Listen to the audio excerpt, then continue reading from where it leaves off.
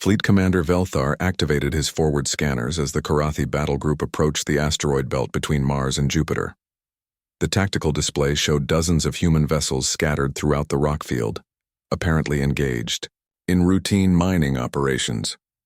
Their primitive ships moved slowly between the asteroids, using chemical thrusters that left bright exhaust trails.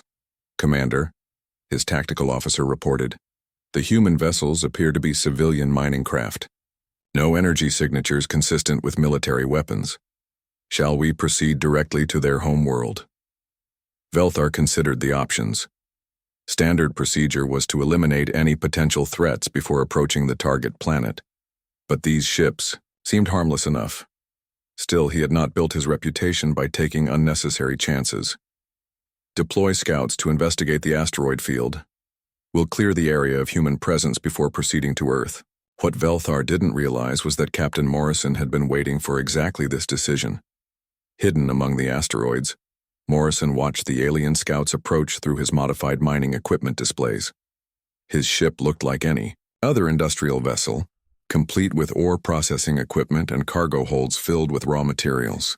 But the cargo holds contained nuclear warheads and the processing equipment had been converted into weapon systems. Morrison activated his communication system, sending coded signals to the other hidden human ships. "Phoenix Base, this is Eagle. 1. The fish are taking the bait." The first Karathi scout entered the asteroid field cautiously, its energy shields glowing as small rocks bounced harmlessly off the barrier. The pilot scanned the human ships with mild curiosity, noting their primitive construction and inefficient power systems. According to his instruments, these vessels posed no threat to anyone. The scout was passing between two large asteroids when Morrison triggered the first surprise. Hidden charges that had been placed weeks ago detonated throughout the rock field, sending massive chunks of stone flying in all directions. The Karathi pilot tried to maneuver clear, but his shields were designed to handle small debris, not house-sized boulders moving at high velocity. The scout ship's shields failed under the bombardment, and a 3-ton chunk of nickel iron ore punched through the hull like it was made of paper. The vessel spun out of control and crashed into a larger asteroid, exploding in a ball of superheated plasma. "What was that?" Velthar demanded, as his tactical display showed the loss of the first scout. Before anyone could answer, Morrison's hidden fleet opened fire. Modified mining railguns launched projectiles at incredible speeds, while nuclear-tipped missiles streaked toward the remaining Karathi scouts. The aliens had never encountered kinetic weapons with such primitive guidance systems, and their countermeasures were useless against warheads that didn't rely on sophisticated electronics. The asteroid field became a killing ground. Human ships that had appeared helpless suddenly revealed their true nature as improvised warships. They used the asteroids as cover, popping out to fire their weapons before disappearing back into the rock field. Their tactics were crude but effective, like guerrilla fighters using terrain to their advantage. Commander Angela Price led the most daring operation of the battle. Her modified cargo shuttle approached a disabled Karathi cruiser that was drifting helplessly after taking multiple railgun hits. The alien crew was trying to repair their engines when Angela's boarding party cut through their hull using industrial plasma cutters. The Karathi had never experienced boarding actions. Their military doctrine assumed that damaged ships would either retreat or be destroyed from a distance. The concept of enemy soldiers actually entering their vessel was so foreign that they had no protocols for dealing with it. Angela's team moved through the alien corridors like wolves in a sheep pen. The Karathi tried to use their elegant plasma weapons in the narrow spaces, but the energy blasts were too powerful for close-quarters combat. They damaged their own ship more than they hurt the human boarders. The humans, meanwhile, used weapons designed for exactly this kind of fighting. Combat knives, shotguns loaded with flechette rounds, and compact assault rifles that worked perfectly in cramped spaces. They moved with practiced efficiency, clearing compartment after compartment while the alien crew retreated in panic. Dr. Campbell's biological warfare agents proved devastatingly effective during the second wave of the assault. Human ships launched modified atmospheric processors that released carefully engineered organisms into the alien vessels. The Karathi began experiencing respiratory distress and neurological symptoms within minutes of exposure. The aliens had sophisticated medical technology, but it was designed to treat known galactic diseases and toxins. They had no defenses against organisms that had evolved in Earth's incredibly diverse biosphere and been modified specifically to target alien physiology.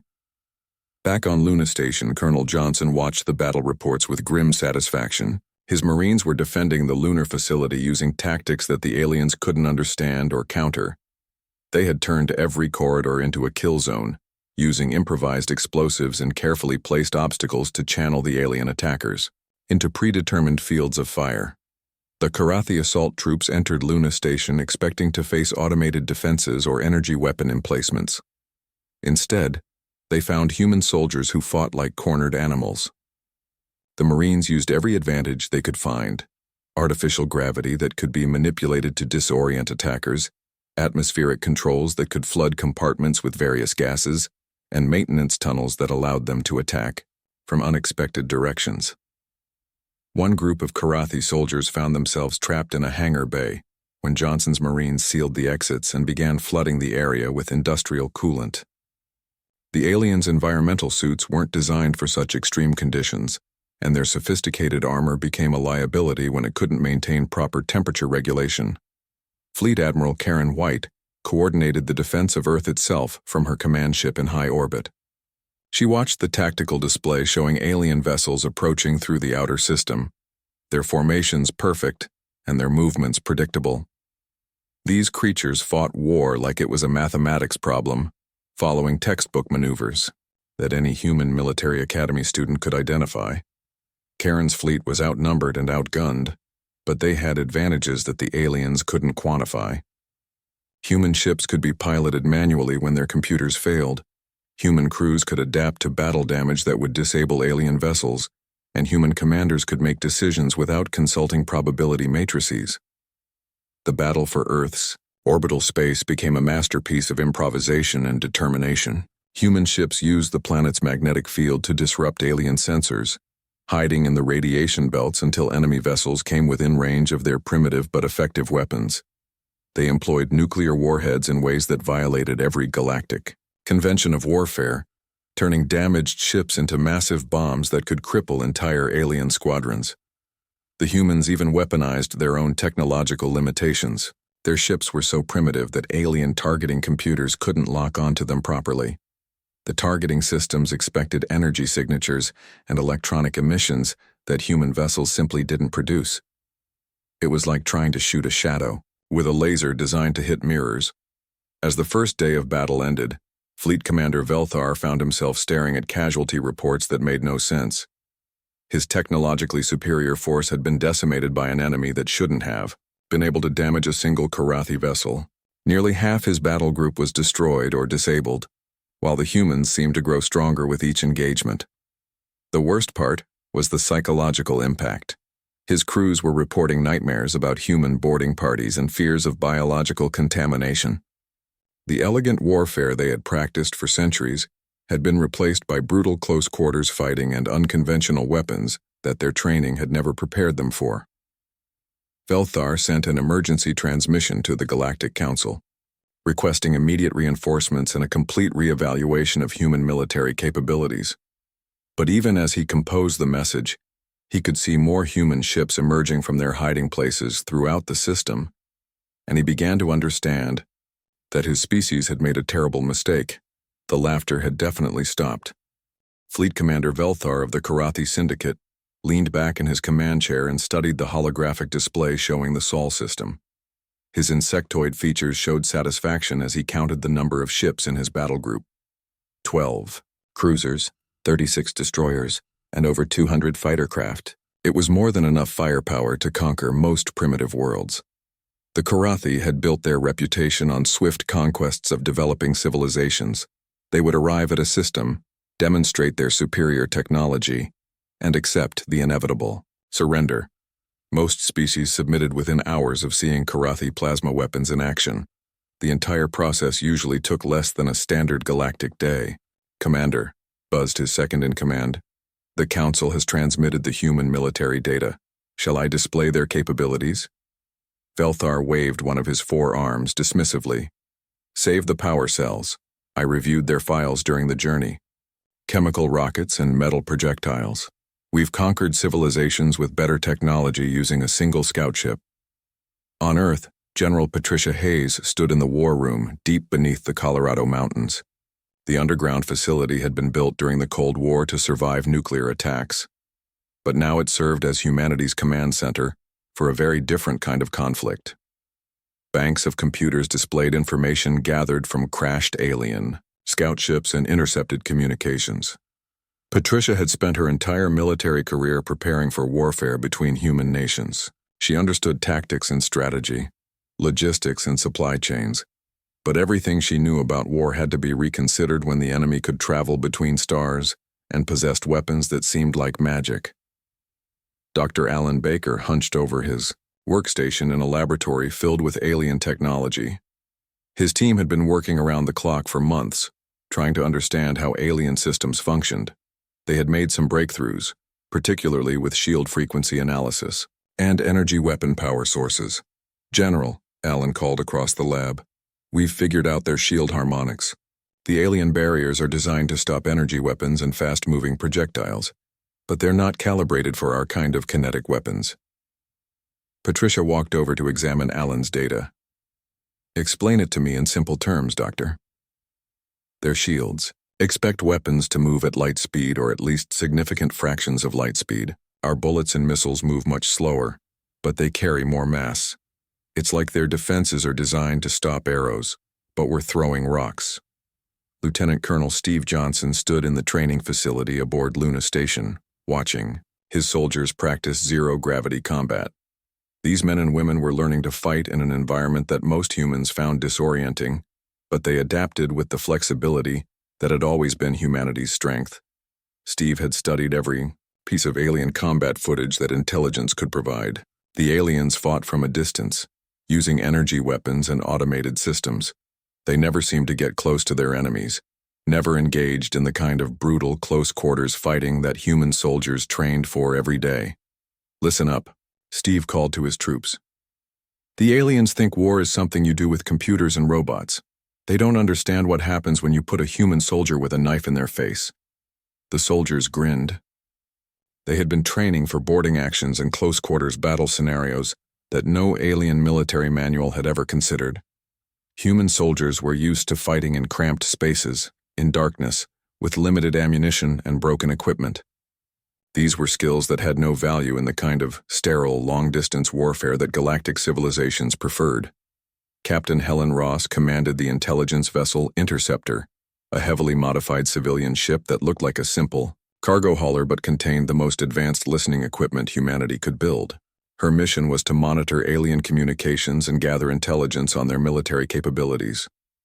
Helen had been listening to alien chatter for weeks, and what she heard made her increasingly confident that humanity had one crucial advantage. The aliens were completely unprepared for the kind of war that humans understood instinctively. "Ma'am," her communications officer reported, "we're picking up more Karathi transmissions. They're discussing mining rights to Earth." Helen listened to the translated conversations and felt her anger grow. The aliens were already dividing up humanity's homeworld like it was a business transaction. They talked about strip mining operations and orbital processing facilities, as if Earth's population was nothing more than an inconvenience to be relocated. Major Chris Turner reviewed intelligence reports in his office aboard the orbital station, Guardian. His job was to understand alien psychology and predict their behavior during the coming conflict. What he discovered was both encouraging and terrifying. Every alien species in the Galactic Council had evolved beyond the kind of warfare that humans practiced. They had developed technology that made individual soldiers unnecessary. Wars were fought by computers controlling automated weapons systems. Casualties were minimized because losing population was economically inefficient. But this evolution had made them soft. Chris found no evidence that any galactic species had fought a total war in thousands of years. They didn't understand the concept of fighting until complete victory or utter defeat. They had never faced an enemy that would sacrifice everything to protect their home. The Karathi battle group dropped out of hyperspace at the edge of the Sol system exactly on schedule. Velthar activated his long-range scanners and began cataloging the primitive human installations. A few orbital stations, some mining operations in the asteroid belt, and a handful of ships that looked like they were held together with metal, patches, and hope. "Commander," his sensor operator reported, "I'm detecting approximately 50 human vessels in the system. Most appear to be civilian cargo ships or mining craft. Their military vessels seem to be concentrated near the third planet." Velthar studied the tactical display with satisfaction. The humans had less than 1% of his firepower, and their technology was centuries behind galactic standards. This would be over quickly. What Velthar didn't know was that Captain Morrison had been waiting for this moment. The human commander sat in his modified mining ship, hidden among the asteroids, surrounded by vessels that looked like simple industrial equipment, but had been carefully converted into weapons of war. Morrison's cargo ships carried nuclear warheads instead of trade goods. His mining equipment had been turned into magnetic railguns capable of firing projectiles at incredible velocities. His civilian crew consisted of volunteers from every military force on Earth, men and women who had trained for months to fight a war unlike any in human history. Dr. Campbell worked frantically in her biochemical laboratory, developing weapons that the aliens had never imagined. Her research into alien physiology had revealed weaknesses that could be exploited using modified Earth organisms. The aliens had sophisticated defenses against energy weapons and kinetic projectiles, but they had never considered biological warfare. Most galactic species considered biological weapons too unpredictable and dangerous to use. The risk of creating something that could turn against the user was too great. But humans had been fighting biological threats for their entire evolutionary history. They understood how to create targeted biological agents and how to protect themselves from the consequences. The stage was set. The aliens approached with overwhelming confidence in their technological superiority, expecting another easy conquest to add to their list of achievements. The humans waited with desperate determination, knowing they faced impossible odds but refusing to surrender their world without a fight. Neither side truly understood what was about to happen. The aliens had never fought an enemy that combined primitive weapons with innovative tactics and absolute determination. The humans had never faced technology so advanced it seemed like magic. But humans had one advantage that no alien species possessed. They had evolved on a world where everything tried to kill them, where survival required constant adaptation and the willingness to use any weapon available. They were about to teach the galaxy what it meant to fight creatures that had crawled out of the mud and learned to reach for the stars. The massive chamber of the Galactic Council buzzed with alien voices as beings from across the galaxy gathered for the weekly assembly. Ambassador Zethkar of the Vorthak Empire stood at the center podium, his 6 arms moving gracefully as he prepared his presentation. The holographic display behind him showed a small blue planet orbiting a yellow star. Hundreds of alien eyes turned toward the image with mild curiosity. "Fellow council members," Zethkar began, his voice carrying through the translation devices worn by each species. "Today we discuss the newest addition to our catalog of primitive worlds. The third planet in the Sol system, which its inhabitants call Earth." A wave of amused, chittering, and clicking sounds filled the chamber. The crystal-bodied Nexari representatives glowed brighter with what passed for laughter among their kind. The insectoid Karathi delegates rubbed their mandibles together in their version of chuckling. Even the floating gas beings of the ethereal collective pulsed with colors that indicated humor. Commander Jake Morrison walked through the corridors of Orbital Station Liberty Prime, completely unaware that his species had just become entertainment for alien civilizations. He stopped at the observation deck and looked down at Earth below. The planet looked peaceful from this height, with swirling white clouds covering blue oceans and brown continents. Jake had spent most of his military career preparing for conflicts with other humans. He never imagined that somewhere in the darkness of space, other beings were watching and laughing at humanity's struggles. Back in the council chamber, Zethkar activated the next part of his presentation. The hologram now showed grainy footage of human spacecraft. The primitive vessels barely made it beyond Earth's moon before requiring massive fuel supplies and life support systems. The alien audience watched as human rockets exploded on launch pads and astronauts struggled with basic space operations. As you can see, Zethkar continued, these beings have only recently achieved basic space travel. Their longest journey has been to their natural satellite, which they accomplished using chemical propulsion systems that we abandoned millennia ago. General Kixmoth of the hegemony raised one of his forearms to speak. His species had been traveling between stars, when humans were still living in caves. What about their military capabilities? He asked in a tone that suggested he already knew the answer would be amusing. Zethkar smiled, showing rows of sharp teeth. I was hoping someone would ask. The hologram changed to show footage of human soldiers in various conflicts throughout their history. The aliens watched as humans fired crude projectile weapons at each other and engaged in hand-to-hand combat using knives and clubs. The laughter in the chamber grew louder.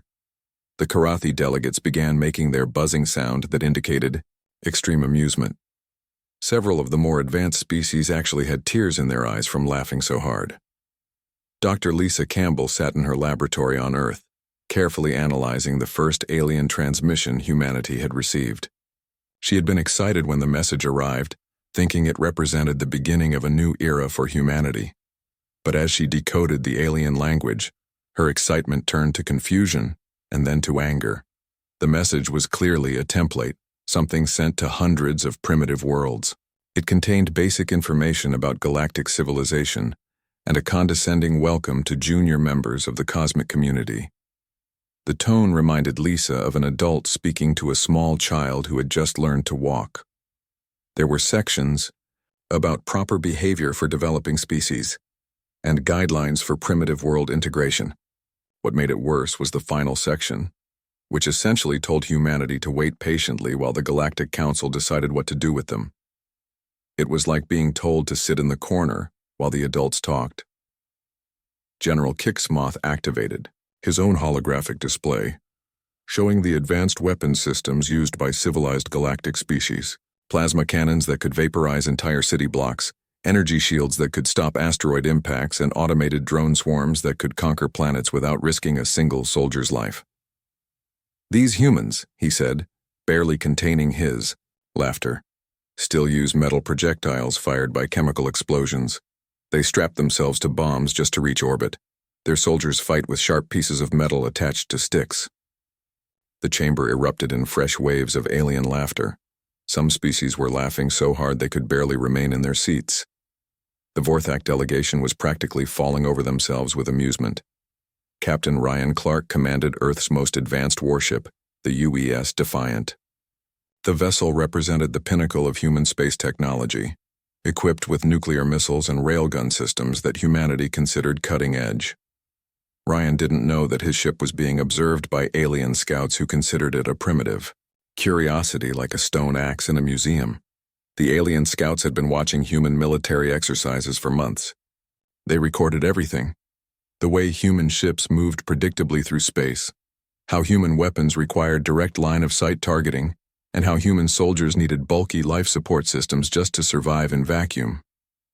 Their reports back to the Galactic Council painted humanity as a species that was barely qualified to be called spacefaring. The aliens noted that humans seemed obsessed with fighting each other over resources that were abundant throughout the galaxy. They fought wars over water when ice asteroids contained more fresh water than all of Earth's oceans combined. Zethkar concluded his presentation with a final image: a human soldier in full combat gear, carrying what looked like ancient weapons, compared to alien technology. The soldier's face was hidden behind a primitive helmet, but his stance suggested determination and readiness for battle. In conclusion, Zethkar announced, these humans pose no threat to galactic civilization. They are too primitive to understand advanced technology, and too divided to present a unified front.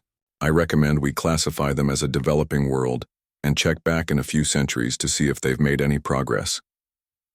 The Council voted unanimously to accept Zethkar's recommendation. They filed humanity under Primitive Species Monitor only, and moved on to more important matters. None of them noticed the determined look in that human soldier's eyes in the final image.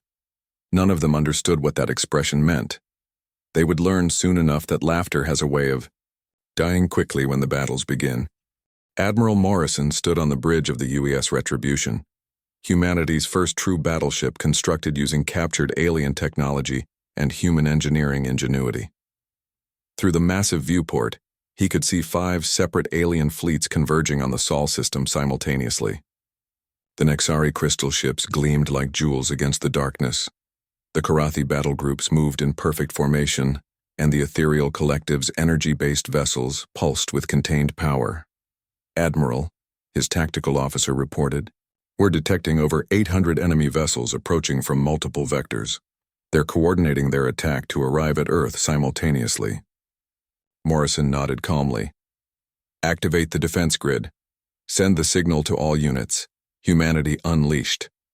The aliens had spent months preparing for this second battle.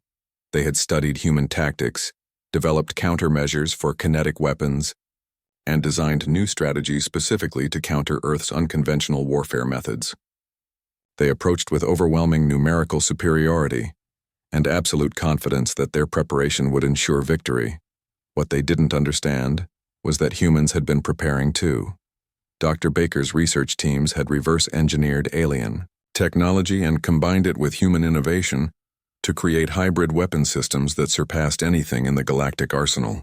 The Retribution's main guns fired projectiles wrapped in stolen alien energy fields, creating weapons that combined the brutal impact of kinetic rounds with the penetrating power of plasma bolts. The first alien ships to enter the outer system encountered Captain Clark's modified defense platforms. What appeared to be simple asteroid mining stations suddenly revealed themselves as massive weapon emplacements. Hidden railgun batteries opened fire from positions throughout the asteroid belt, launching projectiles that the aliens' targeting computers couldn't track properly. Fleet Commander Velthar, leading the reformed Karathi battle group, watched his forward scouts disappear in brilliant explosions as human weapons found their targets. "Impossible," he muttered to his tactical officer. "Our shield should deflect those primitive kinetic rounds." His officer checked the sensor readings twice before responding. "Commander, those aren't the same weapons they used in the first battle.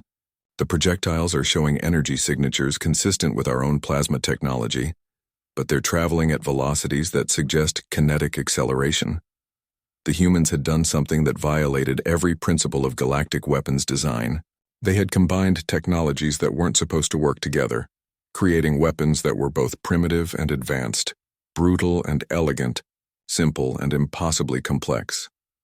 Captain Ross led her boarding parties against the alien command vessels with equipment that represented the pinnacle of human adaptation. Her soldiers wore armor that combined human ballistic protection with alien energy shielding. They carried weapons that fired traditional bullets wrapped in captured alien technology, creating projectiles that could penetrate any known defense system.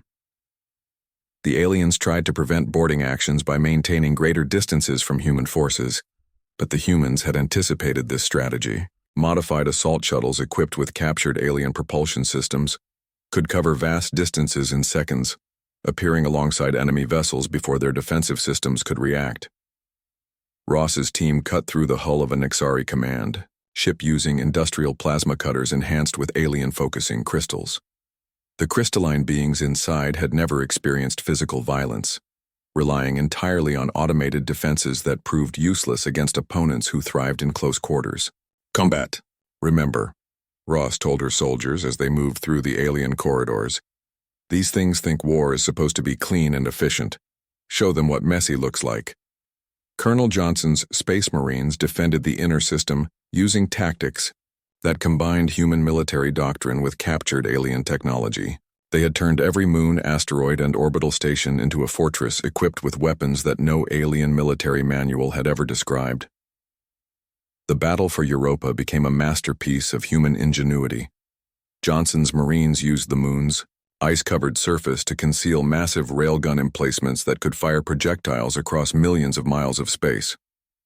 When alien landing parties tried to assault the installations, they found themselves fighting human soldiers in an environment that the Marines had turned into a three-dimensional killing ground.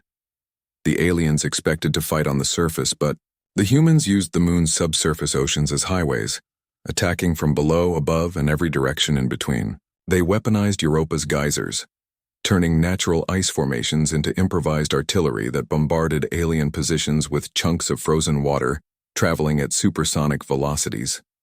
Dr. Campbell's Biological Warfare Division deployed their most sophisticated weapons against the assembled alien fleets. Modified organisms designed specifically for each enemy species began spreading through alien vessels, causing system failures that conventional weapons couldn't achieve. The ethereal collective's gas-form beings found themselves experiencing physical sensations for the first time in millions of years as human-designed organisms interacted with their energy matrices. The crystalline Nexari discovered that their seemingly impervious forms could be dissolved by enzymes adapted from Earth's most aggressive bacteria.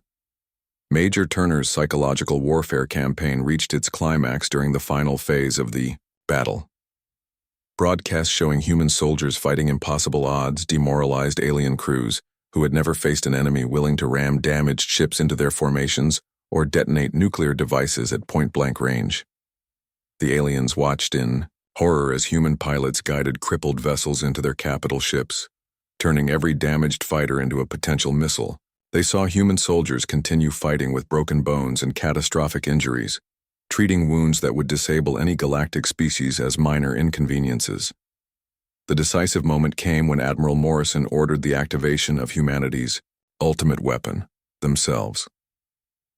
Every human vessel in the system suddenly changed tactics, abandoning defensive positions and launching coordinated attacks that defied military logic.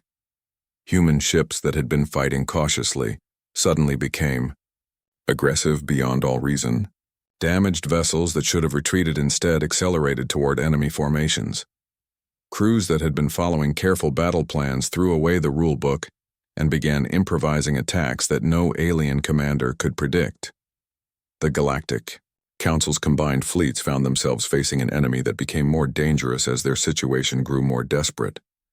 Human forces treated overwhelming odds not as a reason to surrender, but as an opportunity to inflict maximum damage before going down.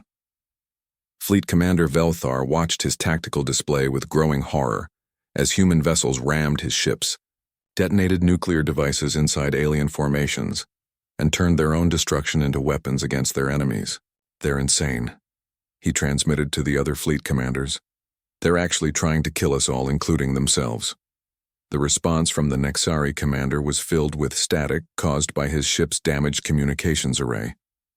Request: immediate withdrawal authorization. These humans fight like they want to die, and they want to take us with them. The final battle ended when Colonel Johnson's modified assault shuttles broke through the alien defensive lines using a tactic that no military academy in the galaxy had ever considered. The shuttles were designed to be piloted manually when all automated systems failed, allowing human pilots to guide crippled vessels through enemy formations, while alien computers tried to target ships that were technically already destroyed. Johnson himself piloted the lead shuttle, steering his damaged craft directly into the command bridge of the Karathi flagship, while alien crew members watched in disbelief. His last transmission before impact was heard throughout the system. "Welcome to Earth." The psychological impact of Johnson's sacrifice rippled through the alien fleets.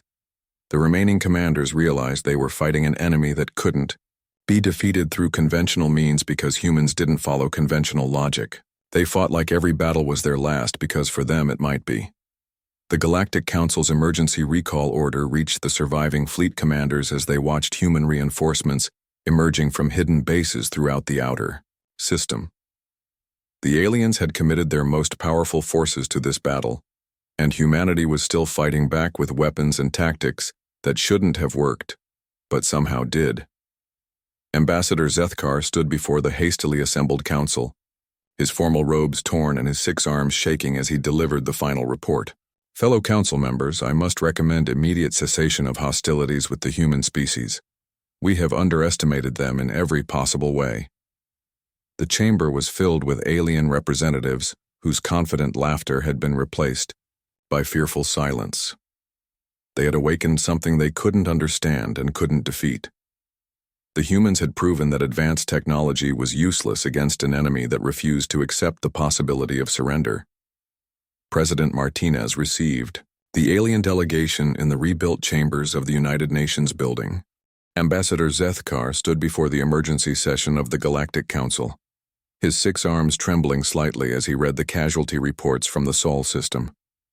The chamber that had been filled with laughter just days before was now silent, except for the soft humming of translation devices and the nervous clicking of various alien appendages. Fellow council members, Zethkar began, his voice lacking its usual confidence.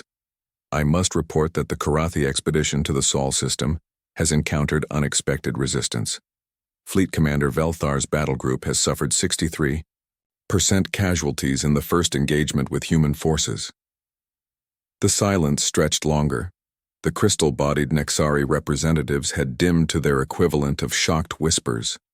The insectoid Karathi delegates sat motionless, their compound eyes reflecting the horror of seeing their supposedly invincible military doctrine shattered by primitive aliens. General Kixmoth of the Hegemony rose slowly from his seat. His 4 arms moved in agitation as he processed the information. How is this possible? You assured us that these humans possessed only chemical propulsion and kinetic weapons. Our intelligence indicated they were centuries behind galactic military standards. Zethkar activated the holographic display, showing battle footage transmitted from the surviving Karathi vessels. The assembled aliens watched in stunned silence as human ships emerged from asteroid fields like predators, launching projectiles that somehow penetrated advanced alien shields. They saw human soldiers boarding Karathi cruisers and fighting with weapons that looked like museum pieces, but proved devastatingly effective in close quarters. On Earth, General Hayes received the intelligence reports with mixed emotions.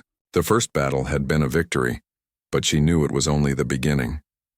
Communications intercepts suggested that multiple alien factions were mobilizing larger fleets, and humanity would soon face enemies that understood what they were dealing with. Dr. Baker worked frantically in his laboratory, analyzing wreckage from destroyed alien vessels. Each piece of recovered technology provided new insights into galactic military doctrine and potential weaknesses that could be exploited. His team had discovered that alien weapons were incredibly sophisticated, but also incredibly specialized, designed for specific types of warfare that humans had never practiced. General, Baker called across the lab. I think I understand why. We caught them off guard. Their entire military philosophy is based on minimizing casualties and maximizing efficiency. They've never fought an enemy willing to sacrifice everything for victory. Hayes nodded grimly. What else have you learned? Their tactics assume that any intelligent species will surrender when faced with overwhelming odds. They've never encountered an enemy that interprets overwhelming odds as target-rich environment. Captain Clark's reconnaissance missions throughout the outer system revealed the scope of the alien response. Ship movements detected beyond Pluto suggested that at least 5 different species were preparing military expeditions to Sol. The humans had won the first battle, but they had also painted a target on their entire species. Clark's stealth ship intercepted communications between alien fleets, and the translations revealed heated debates about how to handle the human problem. Some species wanted to deploy overwhelming force to crush Earth immediately. Others advocated for studying human tactics before committing to battle. A few suggested negotiating with humanity, treating them as equals rather than primitives. The Nexari Empire held an emergency war council that lasted for days. Their crystalline forms glowed with agitation as they reviewed battle footage, showing human soldiers continuing to fight even when mortally wounded. Their probability matrices couldn't account for the psychological impact of facing an enemy that refused to surrender even when victory was impossible. These humans are not behaving according to established patterns, declared Prime Crystal Nexstar. Every species we have encountered follows logical principles. When defeat becomes inevitable, they negotiate. When casualties reach unacceptable levels, they withdraw. These humans seem to become more dangerous as their situation grows more desperate. The ethereal collective's response was even more disturbed. Their gas-form beings had evolved beyond physical violence eons ago, relying entirely on automated systems and energy weapons for military action. The concept of biological entities engaging in close-quarters combat with crude weapons was so alien to them that they struggled to develop countermeasures. Major Turner's Psychological Warfare Division intercepted alien communications describing humans as death worlders, a term previously reserved for the galaxy's most dangerous predator species. The scientific community was frantically trying to understand how Earth had produced such resilient and adaptable warriors. Turner compiled reports showing that human tactics were spreading panic throughout alien space. Species that had never experienced boarding actions were retrofitting their ships with internal defenses. Others were developing countermeasures for kinetic weapons they had abandoned centuries ago, treating human warfare like an infectious disease that needed to be contained. The Karathi High Command issued new battle protocols specifically designed to counter human tactics. Their ships would maintain greater distances from enemy forces, their soldiers would avoid close-quarters engagements, and their fleets would rely entirely on automated weapon systems to prevent human boarding parties from reaching their vessels. But even these precautions revealed how fundamentally the aliens misunderstood their enemy. The humans had demonstrated that they could turn any piece of equipment into a weapon, any tactic into an advantage, and any disadvantage into an opportunity. They fought with the creativity of a species that had evolved in an environment where everything was trying to kill them. Dr. Campbell's team intercepted alien scientific discussions about human biology and psychology.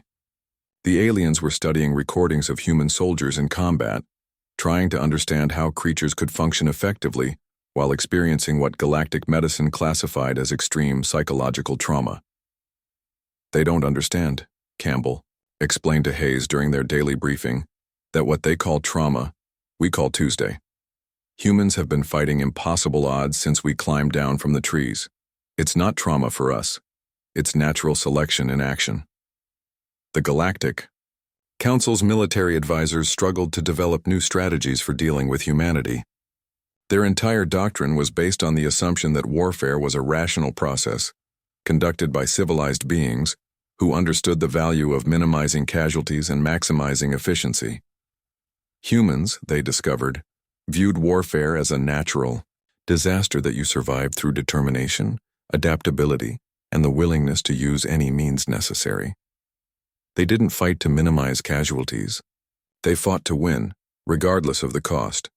Admiral Morrison received reports from deep space monitoring stations showing massive alien fleet movements converging on the Sol system.